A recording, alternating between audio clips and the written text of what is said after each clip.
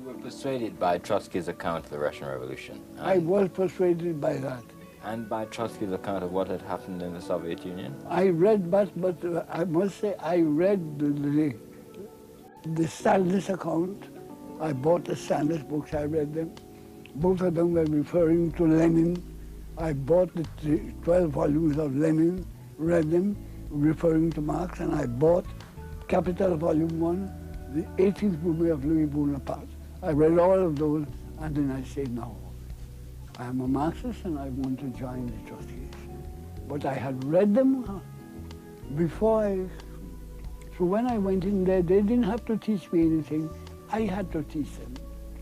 And there was one Trotskyist organization in that period? There never is one Trotskyist organization. But there is one organization and there are one or two around. But it hadn't split up really then. Not only was the Trotskyist organization in Britain, it was international. We used to go to Paris and have conferences there, and I always went to the conference. And to be quite honest, I went because it was good to go to an international conference, but I thought the food was wonderful.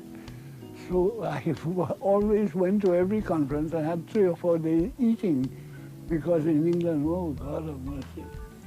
But you were also very active in Trotskyist politics in England in that period, because I know people who heard you speak a lot. I was the secretary of the British Trotskyist organization. Oh yes, I was very active. Not only was I very active, I was known as such. And people used to say, not only I was a Trotskyist, I'm just talking about history, that is the real Marxist in England. All that before the war. I had a real reputation in Britain because I didn't only know about Trotsky and Stalin, I had read the classics of Marxism and my memory, I understood them. So people would send for me to Bristol, Glasgow, Aberdeen, Nottingham, North Wales, South Wales, Swansea, all over the goddamn place. Come and talk. And they didn't want to hear so much about Trotskyism. They wanted somebody who would talk about Marxism, very much concerned about the theories of Marxism, and somebody who would expound it. James became deeply involved with the African independence movement, editing pamphlets and working closely with George Padmore, a fellow Trinidadian. Padmore was not a Trotskyist, but a communist, who had spent a number of years working in Moscow, but who by this time was primarily concerned with colonial freedom and the anti-imperialist struggle. Padmore and I had known one another as boys, 10 years old, in the Caribbean. His father was a teacher, my father was a teacher. They both were friends, and they used to meet and speak, and we and George and I used to play together. But his father's name was Nurse, Alfonso Nurse, and he was Malcolm Nurse. Then he left and went away, and I in the Caribbean began to read as the years went by and hear about a revolutionary leader named George Padmore. So I come to England. We come to England in 1932. Somewhere in 34, 35, I hear that Padmore is coming from America or is going to have a meeting in London. So I go to see the great man. I go and see Malcolm Nurse. So he said, well, boy, how is it? And after the meeting, we went somewhere and having something to eat till 4 in the morning talking.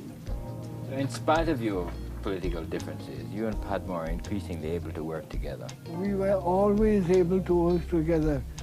George would be in the Communist Party, I was a Trotskyist, but that didn't matter. We would always meet and talk and eat together. And is that around the African question? And no, it wasn't. We were friends and became friends. Padmore was a great admirer of Marxism. And although he had left the